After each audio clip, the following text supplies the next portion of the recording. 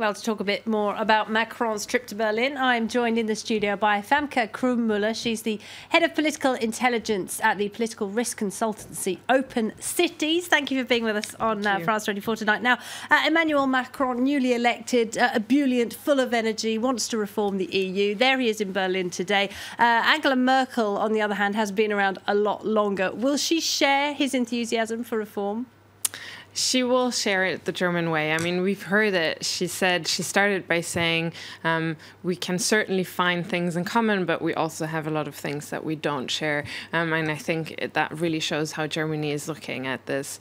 She's obviously facing her own re-election, I think, at this stage in September.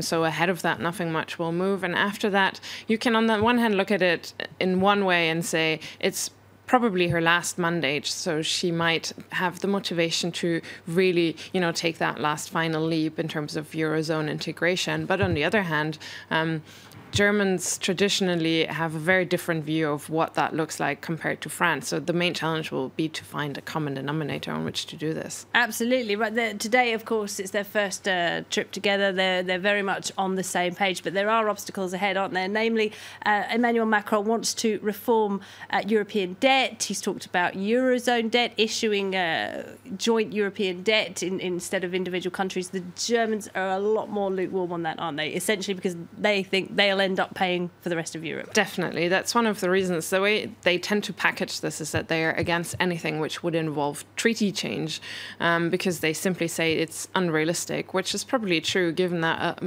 a lot of countries would have to do referenda, which they, would have to win.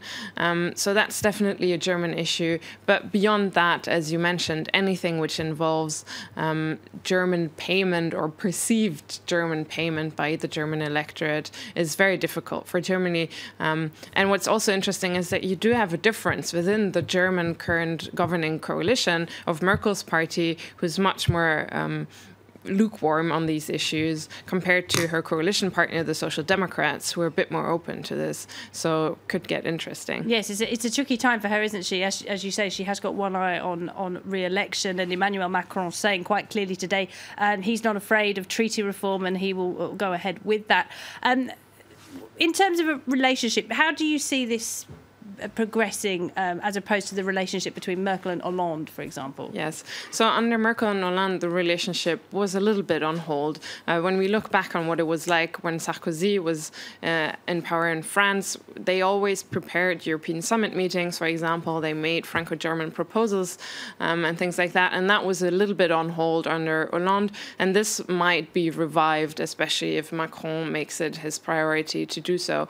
And the Germans are definitely not against that at all. So we might see a revival of this Franco-German drive of the European agenda. Whether that will really mean more integration, that's another question, I'd say. With, of course, the British out of the picture, increasingly exactly. so. Famke Krumbmüller, thank you very much indeed for joining us.